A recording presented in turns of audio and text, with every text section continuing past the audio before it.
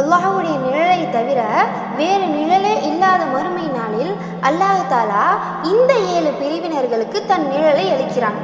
முதலில் நீதியை நிலைநாட்டும் தலைவர். எந்த ஒரு சூழ்நிலையிலும் நீதியோடு நடக்கும் தலைவர்களுக்கு அல்லாஹ் தாலா தன்னுடைய அர்ஷின் நிழலை தருகிறான். இரண்டாவது, அல்லாஹ்வுடைய வணக்க வழிபாட்டில் ஊறிய இளைஞர். இன்றைய காலகட்டத்தில் அதிகமான இளைஞர்கள் சினிமா, சூதாட்டம், மது அப்படின்னு இருக்கும் பட்சத்தில் அல்லாஹ்வை வணங்கிக்கிட்டு நல்வழியில் செல்லும் இளைஞர்கள் மிகவும் குறைவு. இளம் வயதில் அல்லாஹ்வுடைய வழிபாட்டில் ஊறும் இளைஞர்கள் கூட்டத்திற்கு அல்லாஹ் தாலா தன்னுடைய நிழலை தருகிறான். மூன்றாவது, அல்லாஹ்விற்காகவே இணைந்து அல்லாஹ்விற்காகவே பிரிகின்ற 2 நண்பர்கள். அதாவது மார்க்கத்திற்காகவே இணைஞ்சு இஸ்லாமிய சட்டங்களை அறிந்து கொள்வதற்காகவே பழகும் 2 நண்பர்களுக்கு அல்லாஹ் தாலா தன்னுடைய நிழலை தருகிறான். நான்காவது, பள்ளிவாசல்களுடன் தமது உள்ளத்தை தொடர்பு கொடுத்து கொண்ட ஒரு மனிதர்.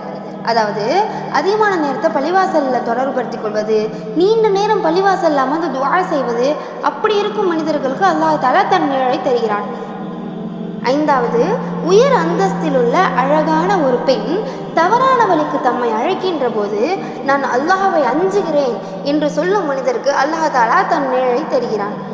ஆறாவது, தம்முடைய வழக்கரம் செய்யும் தர்மத்தை இடக்கரம் அறியாதவாறு ரகசியமாக தர்மம் செய்பவர்.